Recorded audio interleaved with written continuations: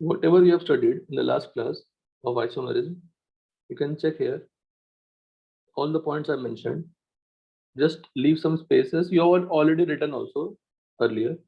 If there is only one chiral center, then odd number of exchanges of any two groups will give an enantiomer. Even number of exchanges or no exchange of any two groups will give same molecule. There will be not any diastereomer if molecule having only one chiral center. There will be not any meso compound if molecule having only one chiral center. हाँ, यहाँ पे mention कर सकते हैं if geometrical isomerism also not observed. Geometrical isomerism also not observed. There will be not any meso compound if a molecule having only one chiral center. If only one chiral center is there, it means it is always a symmetric molecule. ठीक है ना? If it is,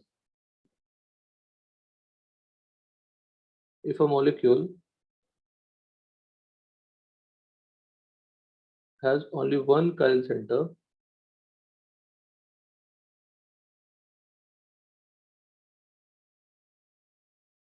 it does not contain any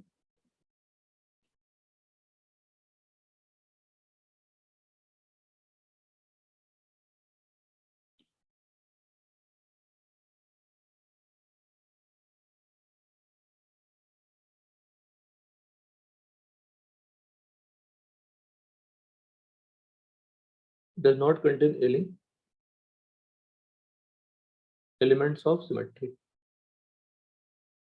कुछ नहीं होगा उसमें symmetry.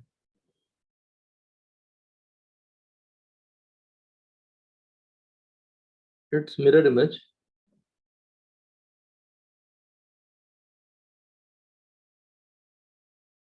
is always different, and it will be its enantiomer. So is clear है point? अगर एक ही molecule में एक ही chiral center है तो उसमें कोई symmetry नहीं होगी. Its mirror image is always different, and it will be its enantiomer. So दो ही possibility, either it is mirror image or same compound. If there is more than one chiral center, then odd number of exchanges of any two groups at each chiral center will give what? Mirror image.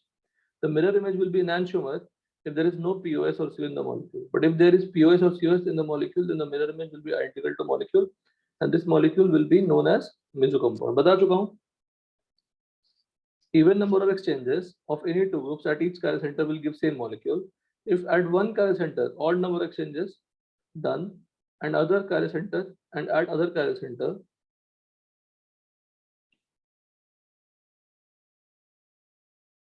and at other chiral center even number of exchanges done, even number of exchanges done, it will give what? Diastereomer. POS क्या होती है? An imaginary plane divides the molecule into two equal parts, one part being the mirror image of other. बता चुके हैं. We'll again define it when we study the elements of symmetry.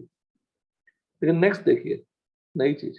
तो ये पूरे page के लिए एक पेज छोड़ दीजिए, ऑलरेडी लिखा हुआ है आपका, तो थोड़ा रिफाइन कर लीजिएगा. वन पेज छोड़ दीजिए. सब ऑब्वियस है, सब याद है वाफी पूरा सारे पॉइंट्स. हेलो, थोड़े थोड़े ऐसे, थोड़े थोड़े कैसे सब याद होगा?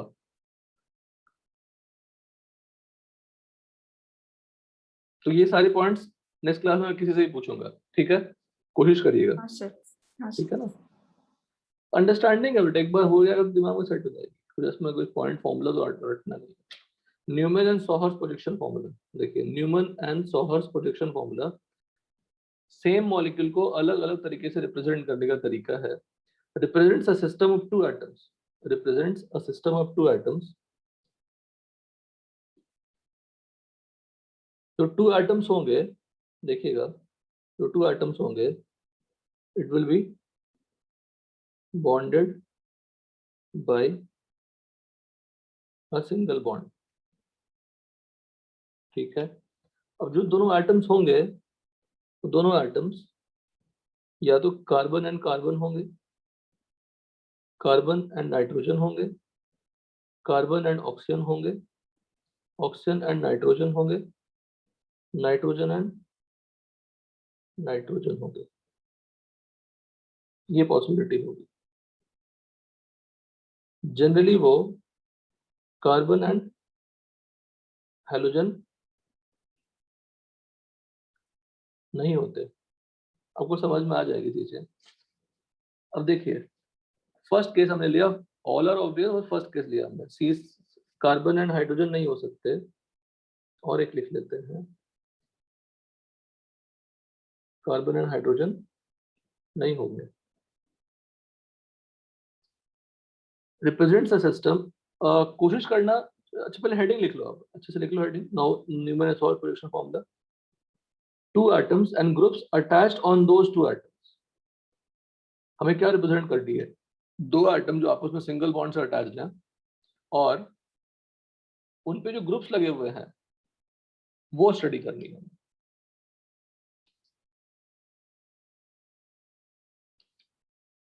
देखिए, जो हम एटम की बात कर रहे थे, यहाँ पे है कार्बन कार्बन, कार्बन कार्बन है, कार्बन पे 3 बॉन्ड्स होते हैं, कार्बन पे 3 बॉन्ड्स होते हैं एक्स्ट्रा। कार्बन कार्बन बॉन्ड तो बना हुआ, उसको लॉन्गर दिखाते हैं, जो बॉन्ड है वो लॉन्गर दिखाते हैं। डन यहाँ तक? हेलो श्रेयस? हाँ सर। हाँ सर। हाँ बेटा, पार्टिसिपेट करते हैं ना, ये पूरा वैसा ही है ना। कार्बन कार्बन, कार्बन पे 4 बॉन्ड होते हैं, 3D डायग्राम बताया था। तो 2 बॉन्ड प्लेन पे हैं और एक आपकी तरफ, एक पीछे की तरफ, ठीक है ना। सेम यहाँ दूसरे कार्बन पे भी हमने वही उस तरह से रिप्रेजेंट किया है।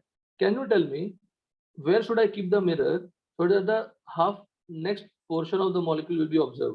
कहाँ रखूंगा? यहाँ रख दूंगा तो पूरा का पूरा कॉपी पेस्ट हो जाएगा राइट में, मिरर इमेज बन जाएगा। Left part is the mirror image of right part, right part is the mirror image of left part. Clear है यहाँ तक? Yes yes. अब हमने क्या किया, single free rotation is allowed about around single bond. Free rotation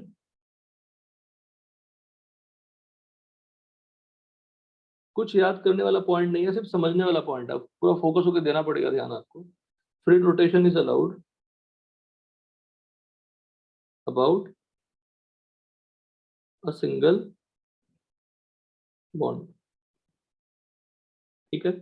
single bond के about हमने 180 degree rotate कर, जरूरी 180 डिग्री रोटेट करेंगे, 60 से भी काम चल जाएगा, बट अभी फिलहाल हम 180 करते हैं बिकॉज 180 से विजिबल ज्यादा अच्छे से होता है। अब खुद सोचो, अगर 180 से रोटेट कर दिया आपने, what will happen to this bond? ये कहाँ पे आ जाएगा? बोलिए।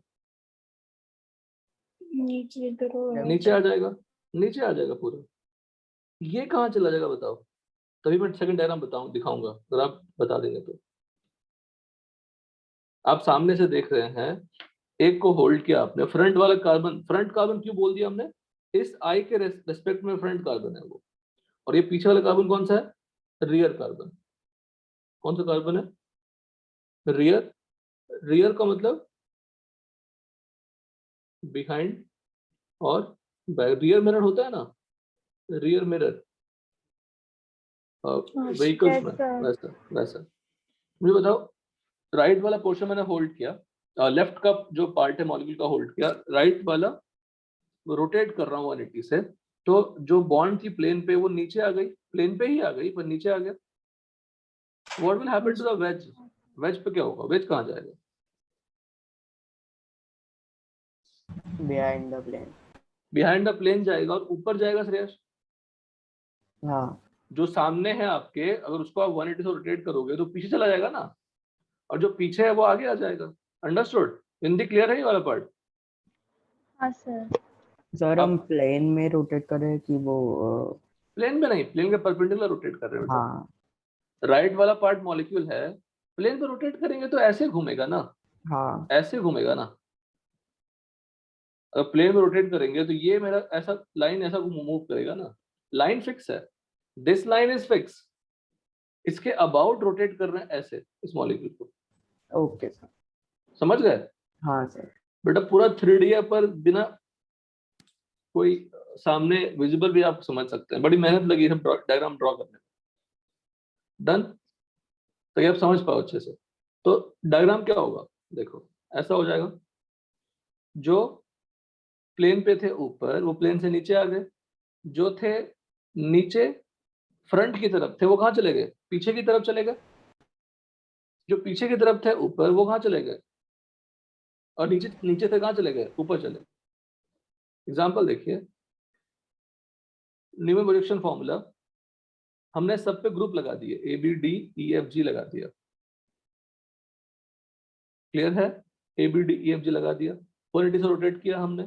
तो जैसा जैसा मैंने ऊपर समझाया वैसा ही, जो प्लेन पे ई था वो वर्टिकली नीचे आ गया, जो फ्रंट पे डाउन में जी था, जो वेज था जी, जो लेकिन डाउन बनाया हमने, वो कहाँ पे आ गया, बैक साइड चला गया, लेकिन ऊपर चला गया। पूरा सिस्टम ही घूम जाएगा ना। जो एफ डाउन था बिहाइंड द प्लेन वो कहाँ पे आ गया, अबव द प्लेन आ गया। पर दोनों ये मॉलिक्यूल सेम है या डिफरेंट है, बोलो। ये दोनों मॉलिक्यूल सेम है या डिफरेंट है, पहले ये बताइए, फिर आगे बढ़ाएंगे डिस्कशन। बोलिए। सेम। सेम, क्योंकि अच्छा अपने हाथ को मैं नीचे रखूं, ऊपर करूं, एक्सरसाइज करते समय घुमाऊं, तो मैं बदल जाऊंगा क्या, बताओ त्रेश। नहीं। तो नहीं बदलूंगा, मतलब सिंगल बॉन्ड के अबाउट रोटेट करने से मॉलिक्यूल बदलती नहीं है। तो दोनों दोनों दोनों जो ओरिएंटेशन बनाया हमने अलग अलग, दोनों मॉलिक्यूल क्या हो गए, सेम हो गए। क्लियर, क्लियर है हाँ सबको। सर। ठीक है। अच्छा अगर एंगल पे इसी को देख, अच्छा पहले लेते हैं फिर आगे बढ़ते हैं। फ्रंट से देखोगे तो लेफ्ट कौन होगा, राइट कौन होगा। ये जो इस आंख से देखोगे आप, तो आपका राइट कौन होगा, लेफ्ट कौन होगा, वेज होगा राइट या डैश होगा राइट, वेज राइट होगा। वेज राइट होगा। जो आपको लगे बेटा वही बोलना है, कुछ भी नया नहीं बोलना है। तो ये राइट है, ये क्या होगा, लेफ्ट, है ना। हाँ। ये यहाँ पे ये राइट है, ये क्या होगा, लेफ्ट। इसमें ये राइट है, लेफ्ट है, राइट है, लेफ्ट है। कोई डाउट इसी सिस्टम को बेटा। हाँ बोलो सुरेश। और लेफ्ट वाला कार्बन क्यों नहीं घूमा। अरे उसको होल्ड किया ना। अरे तुम्हारा एक हाथ होल्ड रखूंगा, दूसरा हाथ घुमा सकता हूँ ना, नहीं घुमा सकता हूँ। हाँ। इस पार्ट को मैंने होल्ड रखा है, पकड़ कर रखा है, और इस सिंगल बॉन्ड के बॉन्ड मॉलिक्यूल को घुमा दिया। Okay sir. Sigma bonds are cylindrically symmetrical, तो उसके अराउंड हम रोटेट रोटेट कर सकते हैं। डन। अब आप चाहेंगे दोनों घुमा, दोनों घूम जाएगा। तो जब दोनों ही घूम जाएगा तो ये भी नीचे आ जाएगा ना। आर यू गेटिंग इट, ये भी तो नीचे हाँ। आ जाएगा। जो आपको लगता है अनाप शनाप घटिया क्वेश्चन सब पूछिए, ऐसे ही क्वेश्चन पूछिए, सिंपल सिंपल जो आपको लगता है। अब देखिए, अगर मैं एंगल से देखूंगा, थोड़ा एंगल से देखूंगा, तो डायग्राम कुछ ऐसा दिखेगा। अच्छा एक बात और बताओ, अगर फ्रंट से देखोगे तो ये कार्बन दिखेगा क्या, नहीं। ये लाइन दिखेगा क्या, नहीं। नहीं दिखेगा। चलिए दिमाग में रखिएगा इस बात को। लेकिन अगर एंगल से देखूंगा तो सब दिखेगा। हाँ। तो एंगल से दिखेगा, उसकी डायग्राम बना रहा हूं मैं।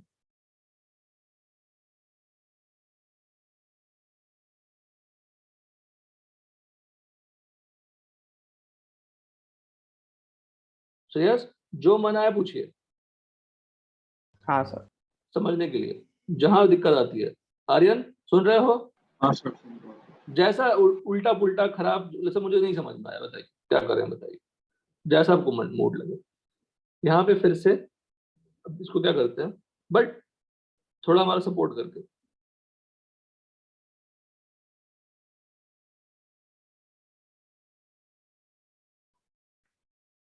यहाँ फिर से बनाया मैंने, और यहाँ पे क्या चेंजेस करना पड़ेगा,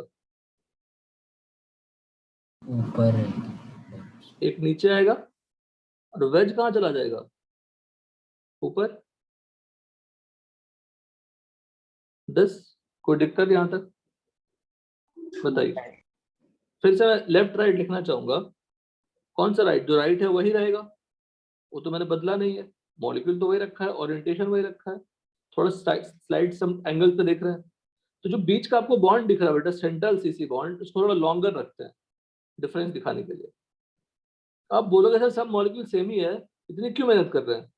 या तो आप पागल हैं, क्या करते रहते हैं, क्या पढ़ा रहे हैं? लॉजिकल लगेगा ना कि सब मॉलिक्यूल एक ही है सर, सब मॉलिक्यूल एक है, इतने सारे डायग्राम बना के क्यों रखे हो? तो you will learn to by using such diagrams you can identify a molecule whether it is what optically active inactive, सब डायग्राम से आप क्लियर कर पाएंगे, रिएक्शंस में कर पाएंगे क्लियर। एडिशन रिएक्शन करूंगा, पाई बॉन्ड ब्रेक करके उसमें सिग्मा बॉन्ड बनाऊंगा, तो it will help you to identify जो प्रोडक्ट बना वो ऑप्टिकली एक्टिव है इनएक्टिव है, उन सब में हेल्प करने वाला है। इट इज नॉट अबाउट कि मॉलिक्यूल सेम है डिफरेंट है, such diagrams will help you to identify the reactions product, stereochemistry of the product. Alkyne में अगर हाइड्रोजन ऐड करूंगा तो अल्केन ही बनेगा ना, पर वो अल्केन ऑप्टिकली एक्टिव होगा या इनएक्टिव होगा वो तुरंत आप नहीं बता सकते बिना डायग्राम प्रॉपर्ली बनाए। कार्बन पे हाइड्रोजन लगा दूंगा, सिर्फ कनेक्टिविटी ही बताओगे, स्पेस में ओरिएंटेशन कैसा है वो तो नहीं बता पाओगे ना। हेलो, समझ रहे हैं सब लोग? Yes. बिकॉज आपको लगेगा सब मॉलिक्यूल सर एक ही है, क्या करके रखे हो सर, आपको मूड गया ड्राइंग का प्रैक्टिस करने के लिए। That is not the case. Done. अब आते हैं इस पे, देखिए जहां जहां ए बी डी डी था सब लगा दिया, कोई चेंजेस नहीं है।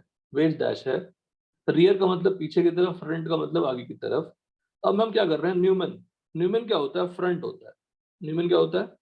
फ्रंट से जो व्यू देखते हैं उसका प्रोजेक्शन होता है, वो तो वेज डैश है। तो न्यूमन ने क्या किया, कुछ ऐसा डायग्राम बनाया। देखिए फ्रंट से देखोगे तो पीछे का कार्बन दिखेगा क्या?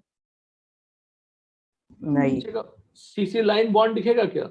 नहीं नहीं दिखेगा। ए के पीछे ई दिखेगा क्या? एग्जैक्टली पीछे है ई, ए के पैरेलल। नहीं अगर आप दिखेगा। सामने से देखेंगे तो एक जस्ट पीछे होगा, तो जो जस्ट पीछे होगा उसको मैंने साइड से दिखा दिया है कि हाँ वहां पे है, उसके उसके बॉन्ड को थोड़ा शॉर्टर दिखाया है। क्लियर है यहाँ तक? इसमें यस लेकिन देखो, इस ए के पीछे कुछ है क्या? नहीं है। ए के नीचे है ई, है ना? फ्रंट से देखोगे तो ई नीचे दिखेगा, जस्ट नीचे दिखेगा। देखो दिख रहा है नीचे ए। कोई डाउट इसमें? No, no, sir. No sir. जो लगे, लिखना कुछ भी नहीं है अभी फिलहाल। मैं लिखने के लिए बोलूंगा तो लिखिएगा, टाइम लीजिएगा, मैं पॉज कर दूंगा रिकॉर्डिंग, आराम से आप लिखिए, समझिए अच्छे से, फिर विल स्टार्ट इट। बिकॉज बीच का जो पॉज है रिकॉर्डिंग में होगी क्या होगा, कोई मतलब नहीं। डन। अब आपको एक और, अब नया चीज समझिए, नया चीज समझिए। अभी तक हम लोग स्टेरिक रिपल्शन क्या करते थे कि सर बड़े ग्रुप यहाँ लगा दो, बड़े ग्रुप यहाँ लगा दो, उनमें क्या होगा? स्टेरिक रिपल्शन होगा, है ना? उसको स्टेरिक रिपल्शन कहते हैं, उसको वॉन डेर वाल्स स्ट्रेन कहते हैं। अच्छा एक चीज पूछना भूल गया श्रेयस, अच्छा ये बताओ श्रेयस, ये पार्ट का, ये पार्ट का मिरर इमेज ये कैसे लाओगे? कि पूछना भूल गया बेसिकली, बताओ कैसे राइट वाला पोर्शन मिरर इमेज बनेगा? अगर मैं लेफ्ट से लेफ्ट का मिरर इमेज लेना चाहता हूँ तो मिरर कहाँ प्लेस करूँ? थोड़ा tilted. और सोचो।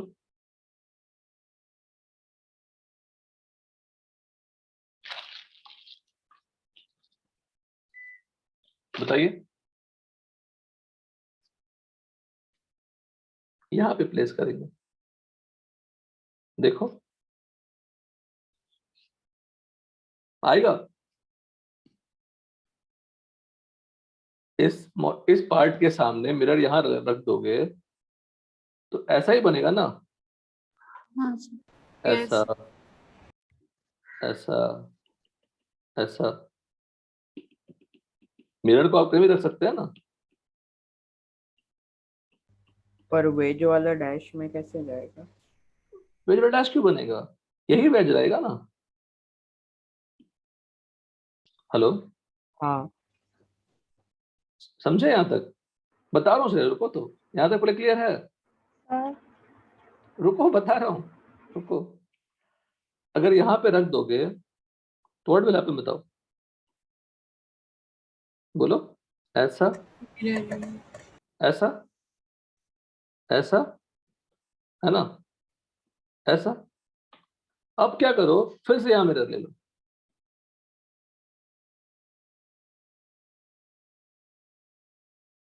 समझ गए? फिर से मिरर लोगे तो ये जो वेज है वो कहाँ पे आएगा, यहाँ पे आएगा। जो डैश है वो कहाँ पे आएगा, पीछे की तरफ आएगा। और जो वर्टिकल लाइन है वो कहाँ कैसे आएगा, ऐसे आएगा।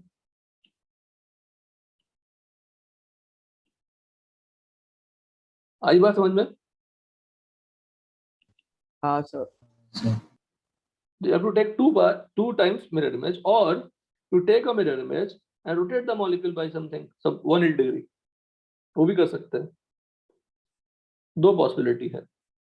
खैर, अब आइए यहाँ पे देखिए, जैसे मैंने समझाया आपको कि अगर मैं बल्कि ग्रुप यहाँ लगा दूं, बल्कि ग्रुप यहाँ लगा दूं, तो उनमें क्या होगा, रिपल्शन। उसको क्या रिपल्शन बोलते हैं, steric repulsion, steric strain, steric repulsion, van der Waals strain, तीनों बोलते हैं। लेकिन अब नया स्ट्रेन सीखिए, नया रिपल्शन सीखिए। If I check that bond pair, ये बॉन्ड पेयर और ये बॉन्ड पेयर, वो तो हमने लॉन्गर बॉन्ड बनाया है ना, इतनी लॉन्गर तो नहीं होगी। तो उन बॉन्ड पेयर में क्या होगा, दोनों आसपास है, रिपल्शन होगी।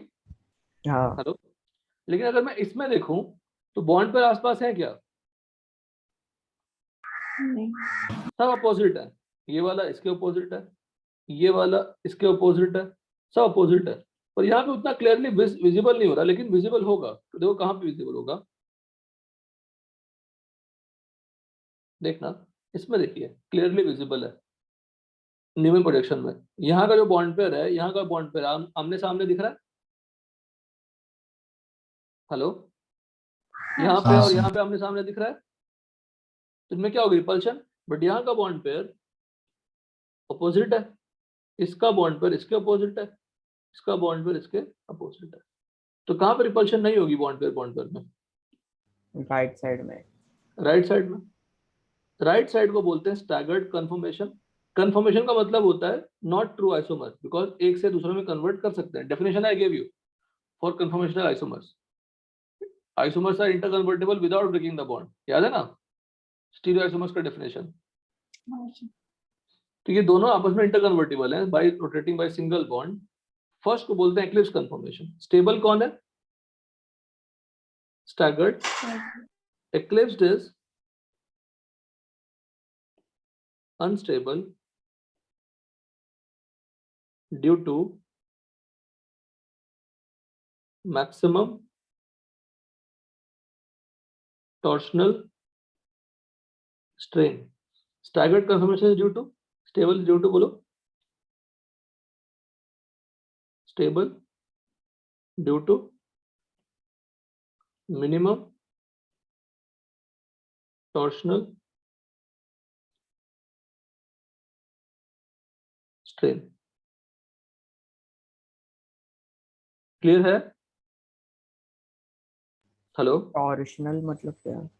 बताया था ना, रिपल्शन बिटवीन बॉन्ड पे। अच्छा, मैंने टर्म यूज नहीं किया होगा, लगता है हाँ, तुम्हें याद रहता है। Repulsion between adjacent bond pair, repulsion between adjacent bond pairs. Adjacent कौन सा, repulsion between bond pairs on adjacent atom, that will be more better definition. Repulsion between the bond pairs present on the adjacent atom known as torsional strain. Clear है? तो yes किसमें sir. Maximum है, eclipse में maximum है। अच्छा, अगर मैं 180 से रोटेट नहीं करता, 20 से रोटेट करता, तो 20 से रोटेट करता तो पूरा नीचे नहीं आता, यहीं तक आता ना। ई क्या था, आमने सामने था, ई यहाँ पे आ जाता। 30 रोटेट करता, इधर आ जाता। 60 रोटेट करता, यहाँ पे आ जाता। तो अलग अलग एंगल पर रोटेट करते तो आपको अलग अलग कन्फिगरेशन कॉन्फॉर्मेशन आते। तो एक्लिप्स्ड क्या है, अनस्टेबल वाला। स्टैगर्ड क्या है, स्टेबल वाला। इन बिटवीन आप 180 के बीच में कितने भी एंगल से रोटेट करते हैं तो अलग अलग कन्फॉर्मेशन बनते हैं, उनको हम लोग स्क्यू कन्फॉर्मेशन बोलते हैं। The conformations formed due to rotation about single bond from 0 to 360 degree known as what, skew conformation. क्या नाम देते हैं उसको, SKEW, skew conformation, skew conformation. Clear है यहाँ तक? Yes sir. ठीक,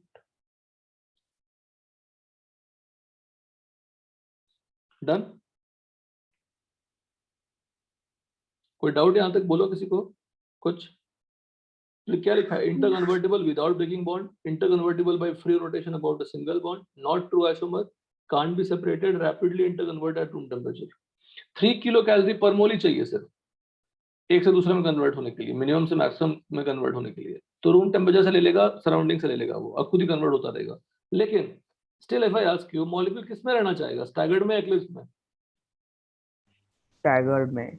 स्टैगर्ड में रहना चाहेगा, सिंपल सी बात है। Any doubt? ठीक है। अब मुझे ये साफ दिख रहा है, अगर मैं फ्रंट से देखूंगा तो पीछे कार्बन नहीं दिखेगा। तो पीछे कार्बन को दिखाने के लिए जो आपको ब्लू का सर्कल दिख रहा है, ब्लू सर्कल, ब्लू हाँ। सर्कल ही पीछे वाला कार्बन है। और ये 3 लाइन जो ज्वाइन कर रहे हैं यहाँ पे पॉइंट पे, कौन सा कार्बन है? फ्रंट कार्बन है। देखिए, front carbon and rear carbon is what? Circle. जो नहीं दिख रहा है उसको कैसे दिखाया मैंने? सर्कल से। और उस पे बॉन्ड कैसे दिखाया मैंने? शॉर्टर बॉन्ड से दिखाया। Front carbon joining of 3 lines, longer line. Same यहाँ पे front carbon and rear carbon. Understood यहाँ तक सब कुछ? यस हाँ, सर। Yes. फटाफट लिखिए। फटाफट तो नहीं लिख पाएंगे क्योंकि डायग्राम बनाने अच्छे अच्छे हैं, तो अब आराम से लिखें।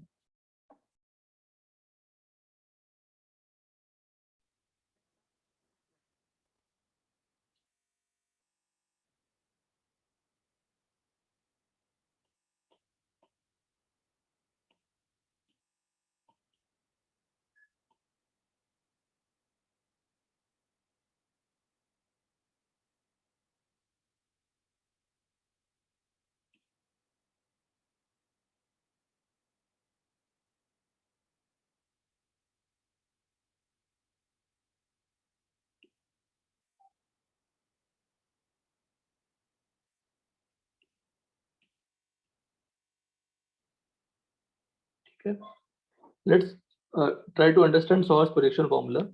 Here CC center line as a longer straight line denote किया हमने। देखो longer straight line बनाया, जो 3D व्यू था उसी को हमने बना दिया कुछ ऐसा लाइन से through. Definitely all the bond angles are what? 109 degree 28 minute. But हमने लाइंस बनाए हैं, तो लाइंस में हमें क्या लग रहा होगा कि एंगल क्या है? 120। ऐसा नहीं है, बेंट है ना। ये तीनों तीनों हमने एक लाइन बना दिया बस, पर ये तीनों क्या है? बेंट है, आगे की तरफ निकले हुए हैं, पीछे की तरफ निकले हुए हैं, ऐसे।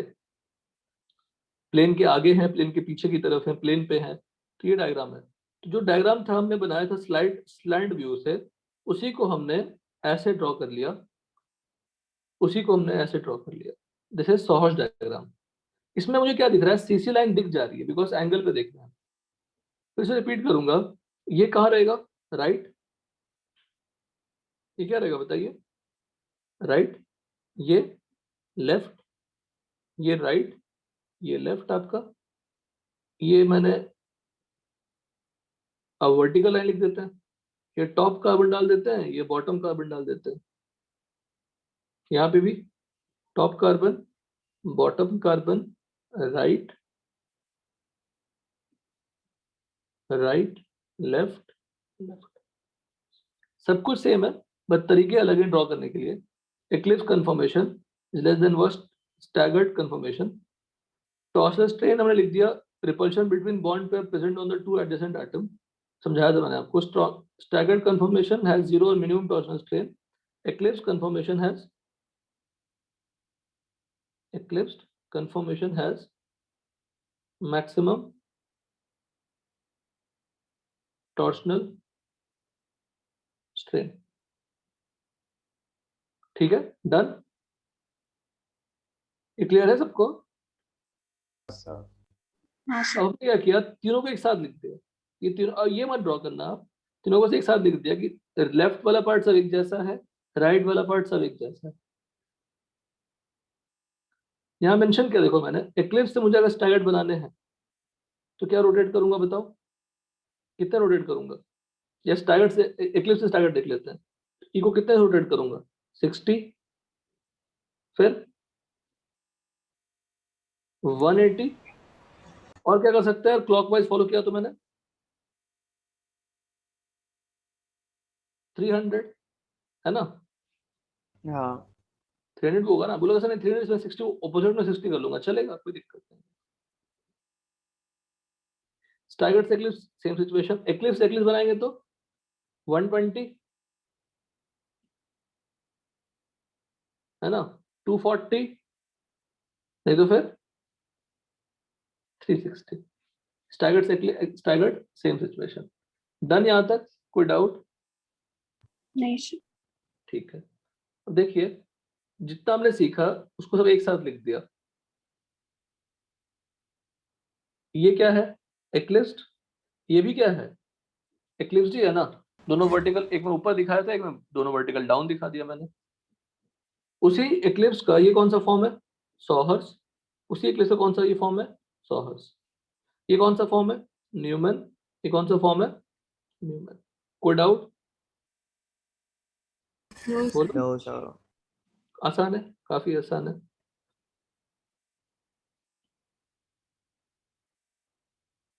राइट में ये सभी क्या है? Same representation. ये सभी क्या है? Same representation. सभी क्या है? स्टैगर्ड है। स्टेबल कौन होगा? Staggered is more stable then what? बोलो। एक्लिप्स्ड। इक्लिप्स। हमेशा। और रीजन क्या बोलोगे? Torsional strain.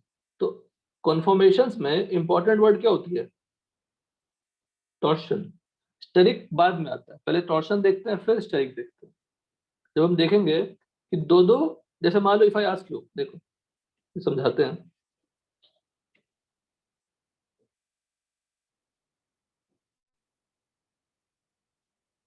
इथेन मॉलिक्यूल को बनाते हैं, रुको। Conformation, conformational analysis of ethane molecule.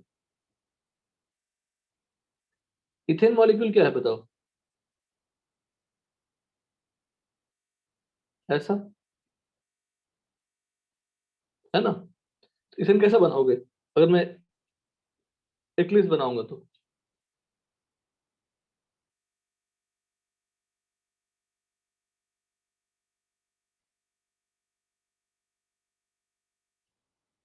This, ये हमारा एक्लिप्स है। 60 से रोटेट करूंगा, क्या मिलेगा बताइए? स्टैगर्ड। फ्रंट को फिक्स रखो, बैक को रोटेट करो, या बैक को फिक्स रखो फ्रंट को रोटेट, दोनों रोटेट कर दो 60, दोनों ही 60 रोटेट, एक्लिप्स बन जाएंगे ना। तो जो हाइड्रोजन था वर्टिकल लाइन पे, वो कहाँ पे आ गया? यहाँ पे। फिर 60 से रोटेट करिए, क्या बनेगा? एक्लिप्स। एक्लिप्स्ड। फिर रोटेट करिए, स्टैगर्ड। स्टैगर्ड। तो ये सब चलते रहेंगे इस तरह से। ये आप बोलोगे सर डिफरेंस कैसे है? आप इतना क्यों बना रहे हैं? 2 बनाने से चल जाएगा काम। आप इतने सारे क्यों बना रहे हैं? पूछने का मन करेगा ही, ये सब तो एक ही है, दो तीन बार क्यों बना रहे हैं? We are trying to check the position of a reference item, जो हमने रेफरेंस लिया यहाँ पे। जैसे रेफरेंस ले लो, मैं मान लो ये एच ए है और ये बी है। तो ए को फिक्स रखा मैंने, बी कहाँ पे गया? यहाँ पे। ए फिक्स है, बी कहाँ पे गया? यहाँ पे, है ना। हाँ सर।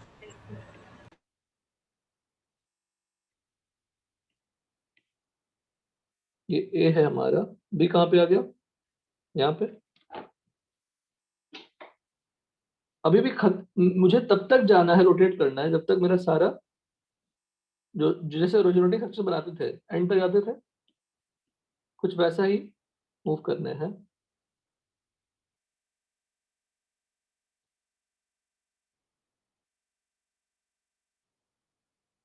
ए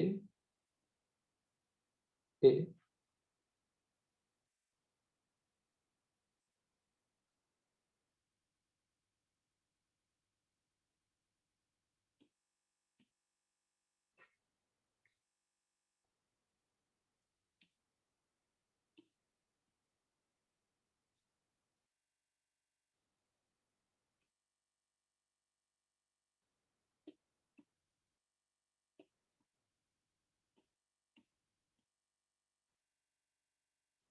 ठीक है।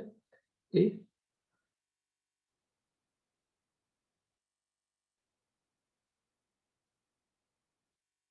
यहाँ पे हाइड्रोजन, हाइड्रोजन। यहाँ फिर से रोटेट किया मैंने 60 से, ए कहाँ, बी कहाँ जाएगा, यहाँ पे, फिर रोटेट किया 60 से, बी कहाँ पे आएगा, यहाँ पे, फिर रोटेट किया 60 से, बी कहाँ पे आएगा 10।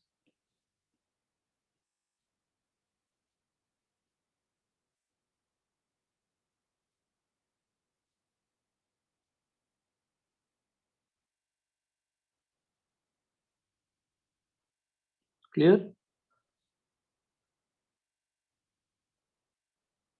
ठीक है ना? फाइनली क्या मिल गया, फर्स्ट वाला मिला कि नहीं बताओ, बोलो। हाँ सर। फर्स्ट वाला मिल गया। आप क्या करिए, अभी ट्राई करिए conformational analysis of butane molecule, conformational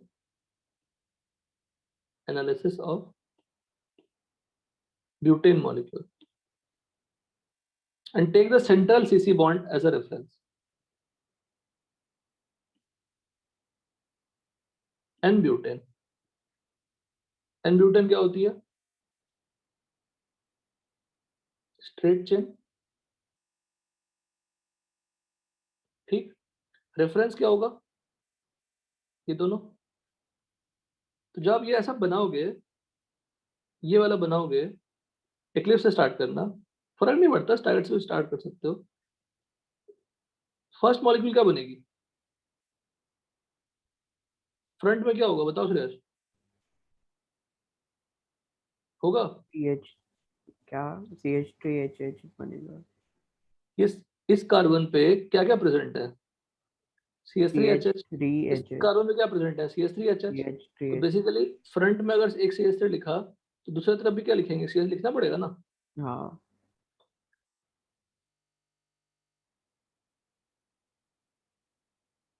ऐसा, अब यहाँ पे कंफर्म है कि ये एक्लिप्स और ये एक्लिप्स क्या है, बिल्कुल सेम है, दिख रहे हैं, हर एक्लिप्स सेम है, सेम ही है ना, बस पोजीशन हाँ अलग अलग है इसकी। जब अगर आप ब्यूटेन का करोगे तो आपको हर एक्लिप्स अलग अलग दिखेगी, आपको समझ में आ जाएगा। फर्स्ट हाँ right conformational analysis of ethane molecule. अच्छा ये हमने लिखा नहीं ना श्रेयस, नहीं सर।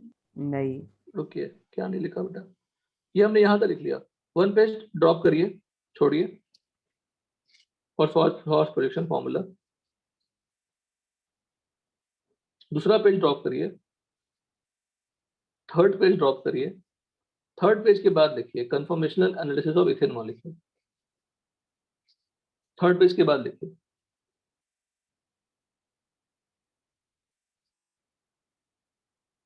कंफर्मेशनल आइसोमेरिज्म भी खत्म हो जाएगी, ऑप्टिकल भी खत्म हो जाएगी एक साथ,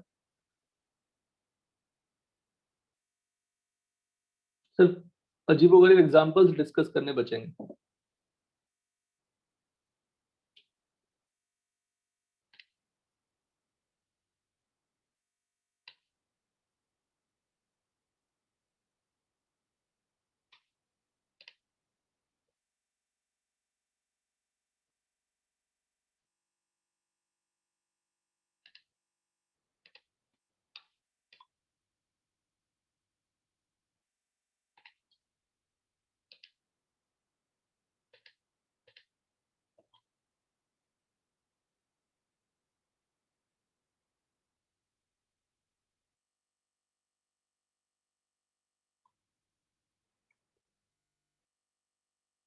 तो सबसे पहले कंफर्मेशनल एनालिसिस ऑफ इथेन लिखिए, फिर conformational analysis of n butane लिखिए, कंफर्मेशनल एनालिसिस ऑफ इथेन लिखिए, फिर conformation analysis of n butane लिखिए।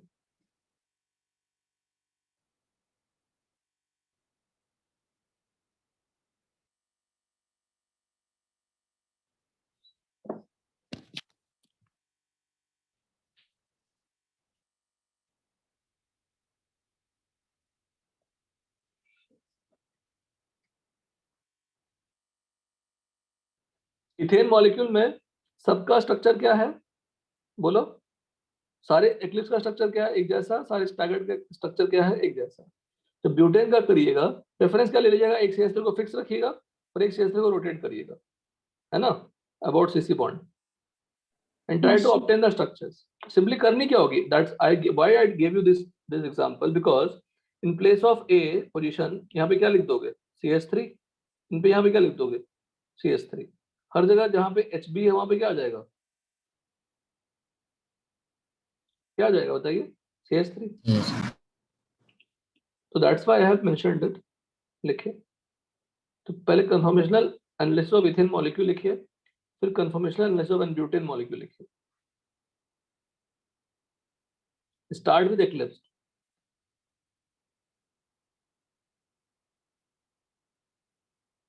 So what is the angle between A and B in the first structure बेटा, आयुष बोलो क्या angle दिख रहा है, बॉन्ड एंगल नहीं, कौन सा angle, DIHEDRAL, dihedral angle. So what is the dihedral angle between A and B in the first one, 0. 0, In the second one 60, 60. In the third one 120. Fourth one 180. AB is just check the sequence, कौन सा sequence follow कर रहा है, clockwise. तो dihedral angle between HA and HB लिख रहे हैं, क्या एंगल है यहाँ पे, 60.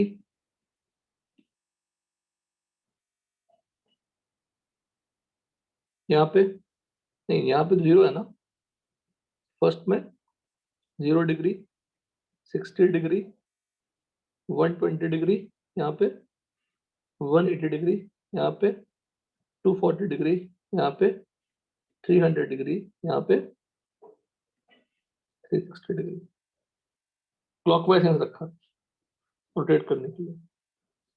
तो एक्लिप्स कंफर्मेशन में पूछेंगे आपसे कि क्या क्या डायहेड्रल एंगल होता है, तो क्या बोलोगे एक्लिप्स में, 0, 120, बोलो 240 and 360। These are the dihedral angles.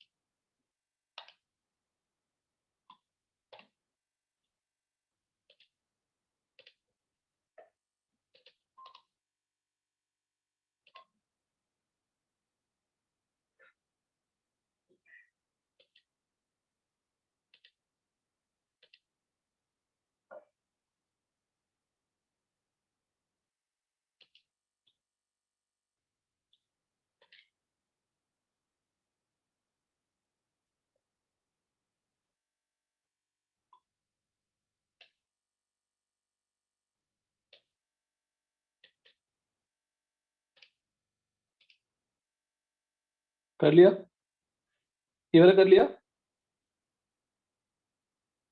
कर रहे सर।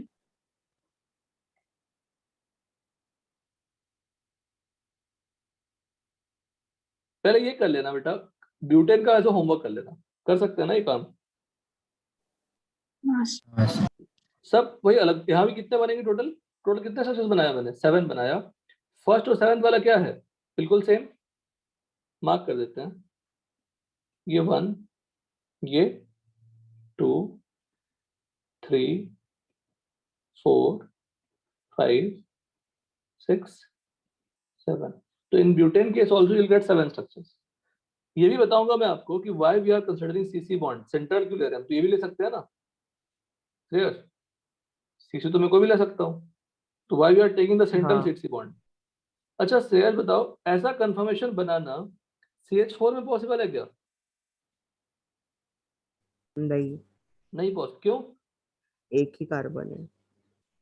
हाँ मतलब CC दो हो सकते हैं, ये हमारा मतलब बेसिकली इन सब में सबसे बेसिक पार्ट क्या है कि there should be ABCD unit.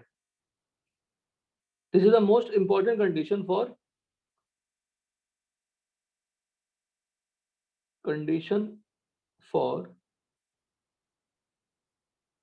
conformational analysis.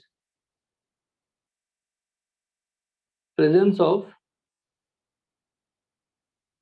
ABCD unit मतलब there should be at least 4 atoms. At least 4 atoms जो आपस में क्या हो, सिंगल बॉन्ड से कनेक्टेड हो. क्लियर है? चेक कर लो. 4 आइटम होगा ना. अगर मैं स्टार्टिंग से देखूं तो उन्होंने कहा कि CC there should be 2 items, उस पे ग्रुप होना चाहिए. तो 2 आइटम होना चाहिए और उस पे ग्रुप अगर होगा तो 4 आइटम हो जाएगा ना. हाँ there should be 2 items connected by single bond और उन दोनों पे ग्रुप होना चाहिए एक. अगर एक एक आइटम भी हो तब तो 4 आइटम हो जाएगा, तो मिनिमम 4 होगा. अगर एक में ग्रुप होगा एक में ग्रुप नहीं होगा तो it is not used. What is the minimum condition for जितना एनालिसिस हमने किया अभी. सबसे मिनिमम कंडीशन क्या है?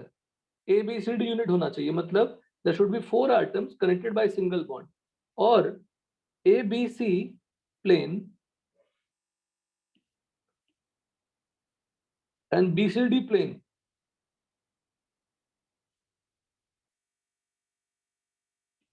देखना क्या लिख रहे हैं. Angle between plane ABC and plane BCD is known as what? क्या बोलोगे?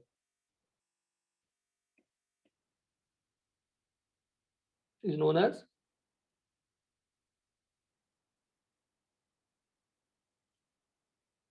dihedral angle.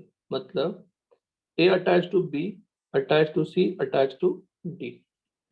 One plane will be what? This. Other plane will be what? This. इनमें जो एंगल होगी वो क्या होगा? बोलो. Dihedral angle. तो जितना भी कंफर्मेशंस किया मैंने, जो भी कंफर्मेशंस किया हमने यहाँ पे,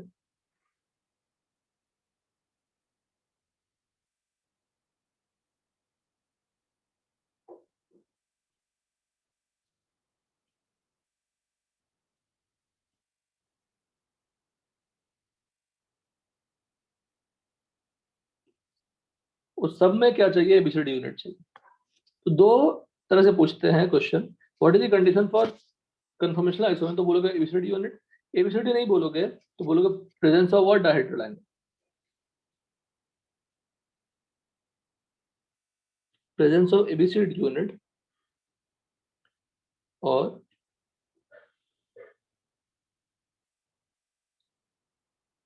प्रेजेंस ऑफ डायहेड्रल एंगल. तो आप क्या करिए as a homework, conformational analysis of n butane कर लीजिएगा. कर लेंगे? हाँ सर. और सभी इसमें सेम नहीं होंगे, सारे एक्लिप्स अलग अलग होंगे. कोई एक्लिप्स ज्यादा स्टेबल होगा, कोई एक्लिप्स कम स्टेबल होगा, कोई स्टैगर्ड ज्यादा स्टेबल होगा, कोई स्टैगर्ड कम स्टेबल होगा, बिकॉज ऑफ स्टेरिक हिंड्रेंस. वहां पे स्टेरिक हिंड्रेंस कंपेयर करेंगे बिकॉज सारे एक्लिप्स में क्या होगा? टॉर्सनल स्ट्रेन मैक्सिमम होगी. सारे स्टैगर्ड में टॉर्सनल स्ट्रेन क्या होगा? मिनिमम होगा. तो ग्रुप्स नजदीक हो सकते हैं ना. जैसे अगर मैं इन दोनों पोजीशन पे CH3 रखूं तो उनमें स्टेरिक रिपल्शन होगा. होगा? बताओ. यस. हाँ. यहाँ पे अगर CH3 रखूंगा तो स्टेरिक रिपल्शन होगा क्या? नहीं. एच के साथ होगा. H के साथ होगा, पर CH3 तो नहीं होगा, बल्कि ग्रुप के बाद तो नहीं होगा. तो वहां पे रिपल्शन क्या होगी? रिलेटिवली कम होगी. स्टेबिलिटी क्या होगी? ज्यादा होगी. तो हम लोग एनालिसिस करेंगे, समझाएंगे, आप बना के रखना सर. सर पर सारे स्टैगर्ड वाले ज्यादा स्टेबल ही होंगे ना. सारे स्टैगर्ड वाले एक्लिप्स सारे एक्लिप्स से स्टेबल होंगे. हाँ. पर आउट ऑफ स्टैगर्ड होगा ना अलग अलग stable. Yes sir. All the staggered conformation are stable then, बोलो, एक्लिप्स. एक्लिप्स. क्लियर? हाँ यस सर. सर.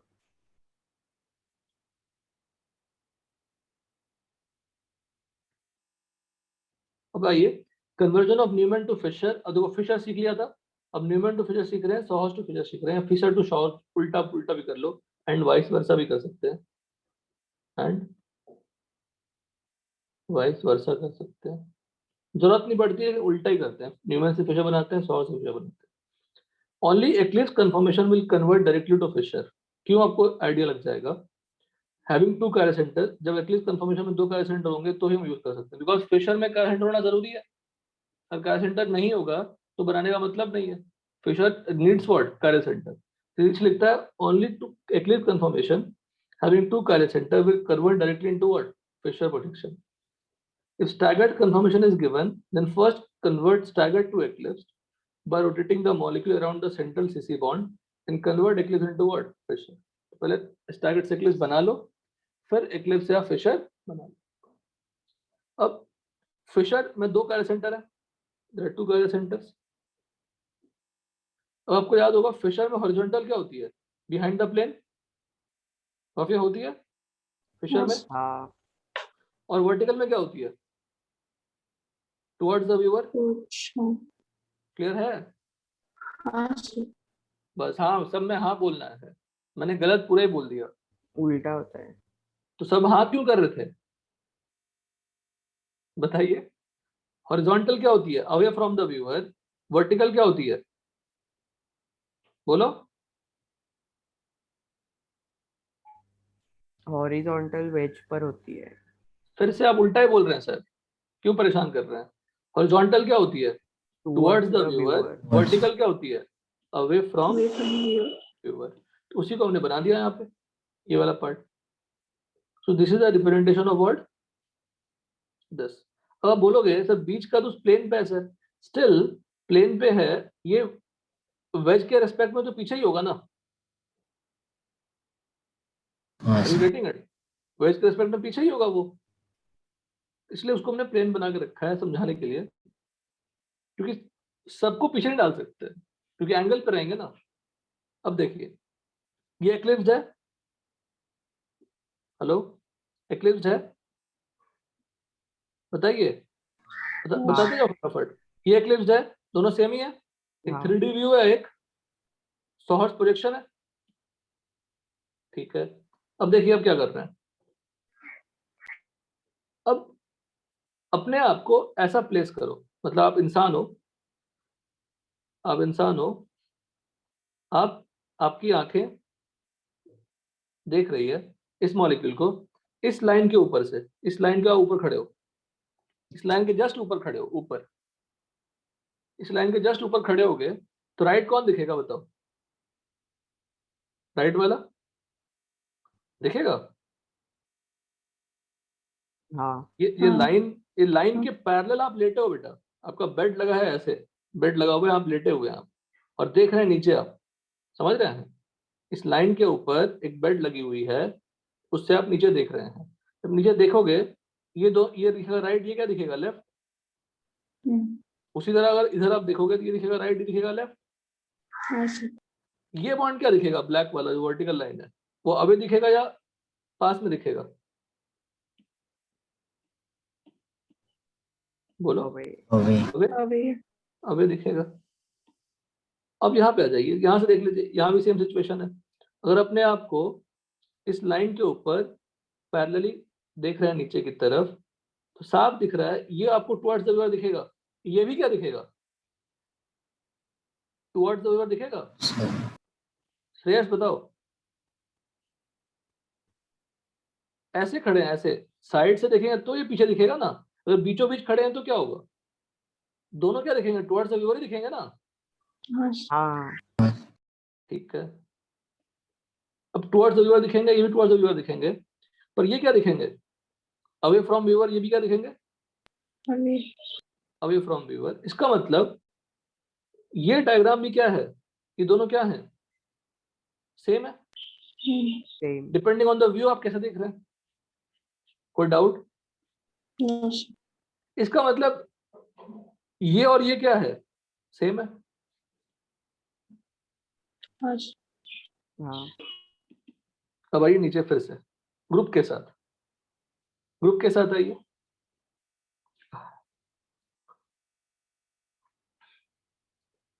ये मेरा सोहर्स है, सोहर्स का 3D है, उसी 3D का दूसरा व्यू है 3D का, जब टॉप से देखते हैं तो ऐसे आप इंसान खड़े हैं देख रहे हैं, तो सभी ग्रुप सभी मॉलिक्यूल क्या है, एक ही है ना, all the molecules all the representations are what, same molecule.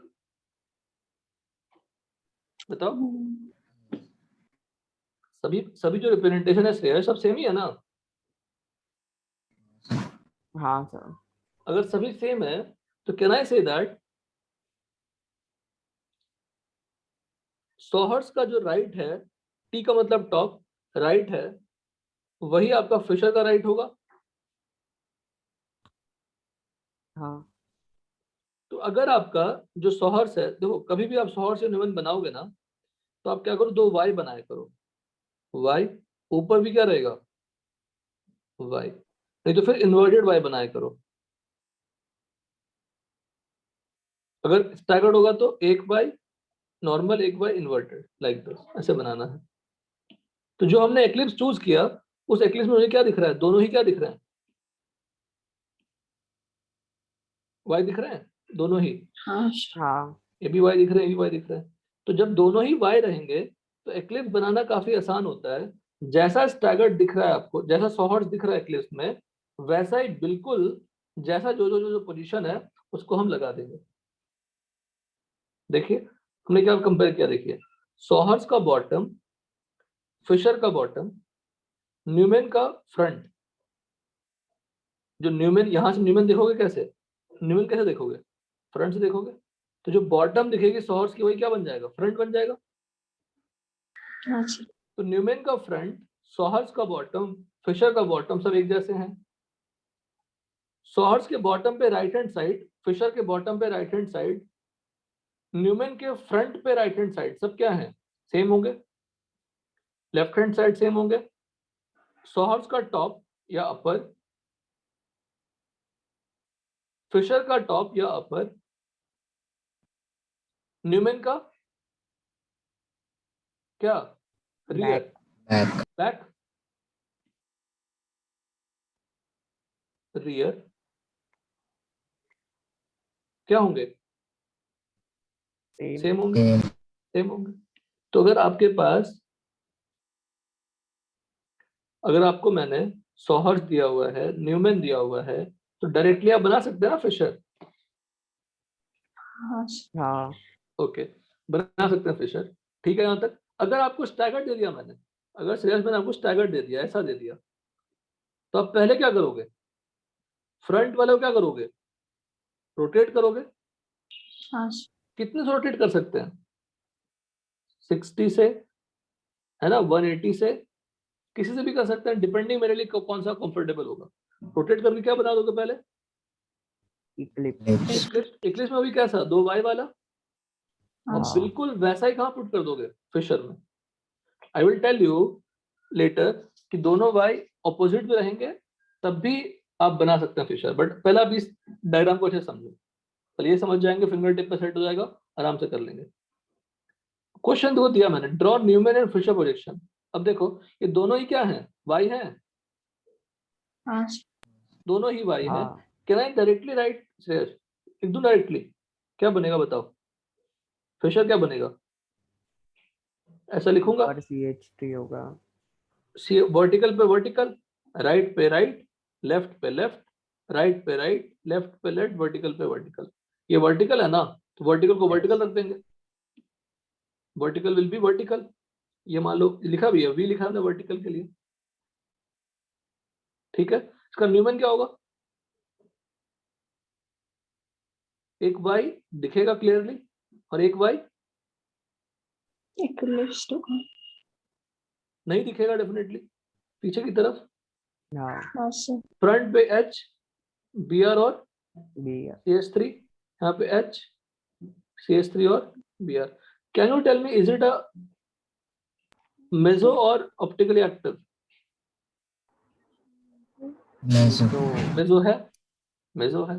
तो आपको क्या करेंगे, ऐसे मॉलिक्यूल दे देंगे, ऐसे मॉलिक्यूल दे देंगे, बोलेंगे ऑप्टिकली एक्टिव या इनएक्टिव बताओ, उसका मिरर इमेज सेम है बताओ। और ये नहीं देंगे, तो बड़ा सिंपल दिया मैंने पहले एग्जांपल, आपको दे देंगे ऐसा कुछ,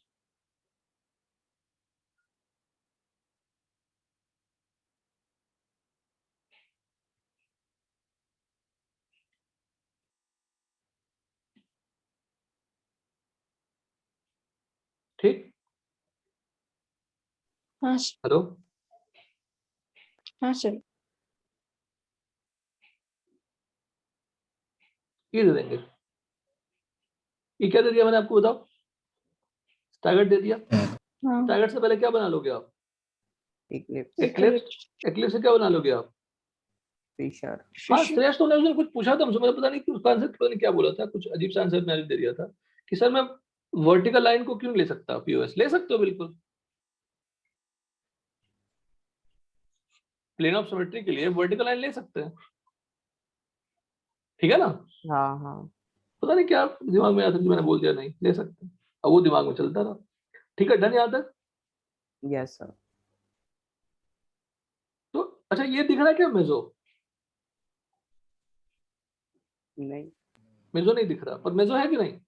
है। जो दिखता नहीं है उसको देखना पड़ेगा आपको ठीक से। कैसे देखोगे? पहले आप फिशर बना लोगे।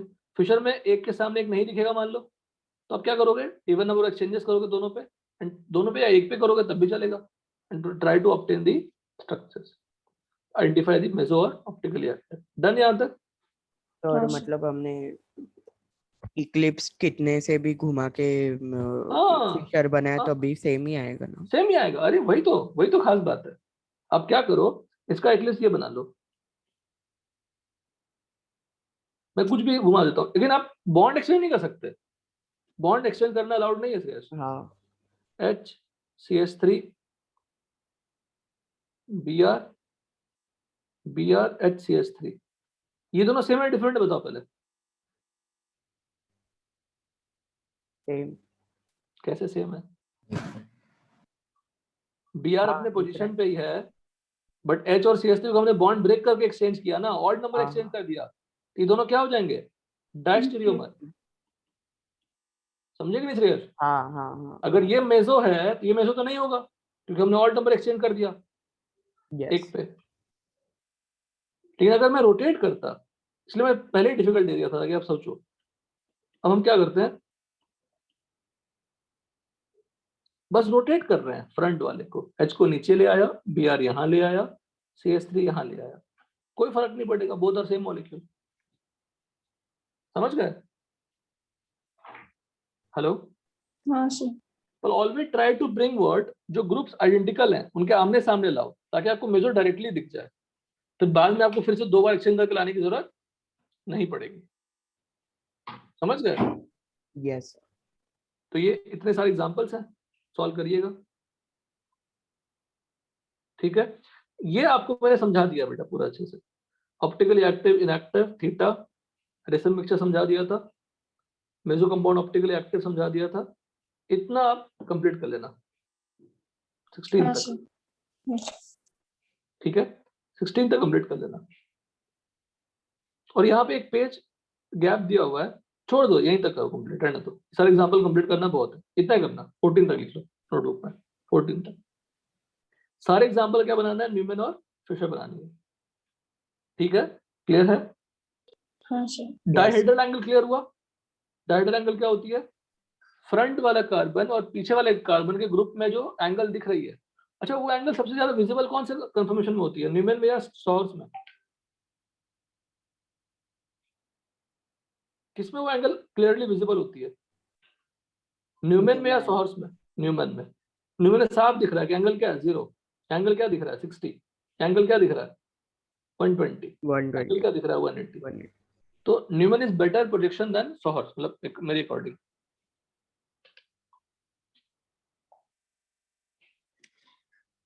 डन? हाँ सर। ठीक, चलिए इतना कंप्लीट करना।